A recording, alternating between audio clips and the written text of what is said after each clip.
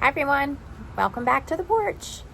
Today is Wednesday and it's absolutely beautiful out. I love sitting out here. Oh, it's so peaceful. So we are getting ready to dive into chapter 9. Good news, it's a short chapter. Let's just recap what happened yesterday in part 2 of chapter 8 because it was a very long chapter where Peter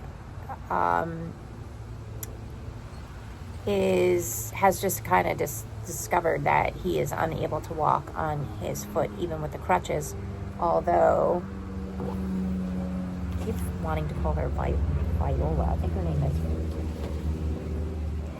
my memory, I have summer brain, Vola. I was close.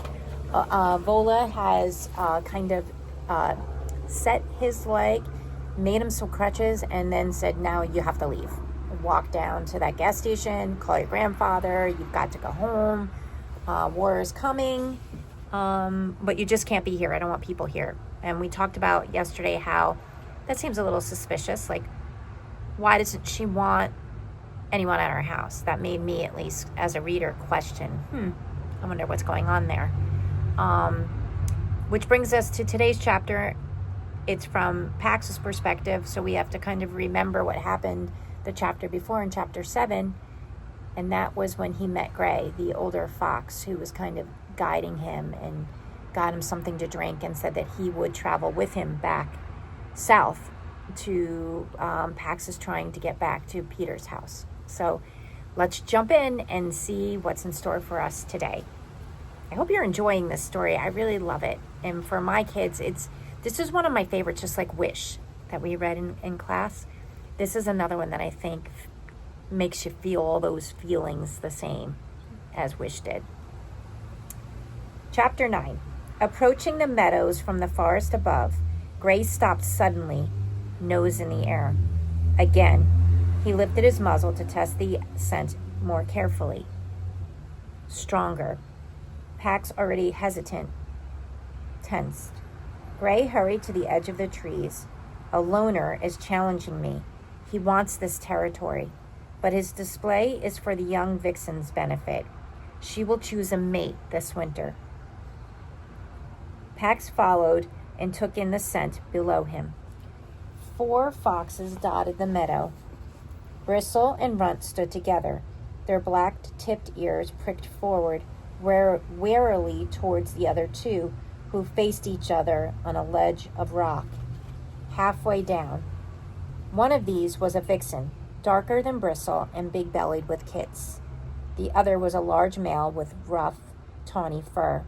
His hackles were up and his left ear was split. So we know that a lot of times out in the animal kingdom, males challenge the other males to be the leader, and this seems to be happening here.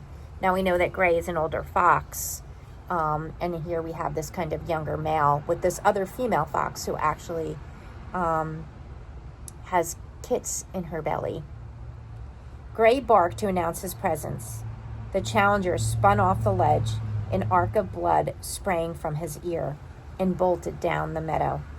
Gray picked his way down the hillside, Pax following. As Gray passed Bristle and Runt, his very presence seemed to calm them, as if he were an unseen hand stroking their backs. As soon as he passed, Runt danced his excitement at seeing Pax, but Bristle curled a lip and hissed. Remember, she doesn't really like him because he has that scent of human on him. Pax hurried after Gray.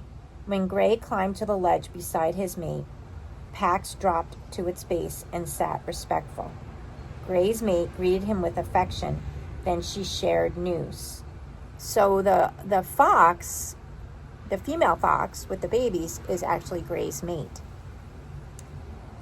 The wind this morning was from the west. It brought the scent of fire. We must move soon. She looked out at Pax. The outsider smells of humans. Bristle and Runt edged closer, ears cocked toward Gray's response. He is returning to the humans he lived with in the south. I will travel with him to search for a suitable place to move. He and I will rest and then leave tonight. Behind him, Bristle growled again, and Pax felt the urge to run. His boy. He wanted only to find his boy, but instinct told him that he needed to rest and food first. He signaled his agreement, and then Gray and his mate glided silently into the green meadow. Runt bounded over and tumbled into Pax. He dropped the toy soldier from his cheek, inviting Pax to play. Bristle jumped between them and swatted the toy away. Humans, remember the danger. Runt retrieved the toy and displayed it between his teeth, defiant. Pax sensed that Runt was now in more trouble than before, and that he was the cause. He felt that way often with his boy and the father, and one of his strategies had been to disappear if that would protect his boy from the man's anger. He backed away, but Bristle was not satisfied. "Stay away from that human stinker," she warned her brother. "Remember the danger." Pax took a step closer. "My humans are not dangerous." Runt seemed alarmed by this, as if Pax had issued a challenge. He darted uphill toward his den entrance, but his sister was quicker. She blocked him, and when he tried to slink away in another direction, she restrained him with a heavy paw until he still in defeat. All humans are dangerous. Pax's fur ruffled in a shiver at the scene Bristle conjured then. Wind, cold and howling, and heavy with the threat of snow. Pax recognized that wind. The story she was about to relate would end with blood on the snow and cold steel jaws. Bristle bared her fangs at Pax and then began. So she's going to tell her story now of why she does not like humans. And I guess it's pretty logical that we can come to a guess that they had set a trap and her parents had gotten caught in them. But she's gonna tell her story to Pax. However, we're gonna have to wait another chapter, because the next chapter will dive right back into Peter.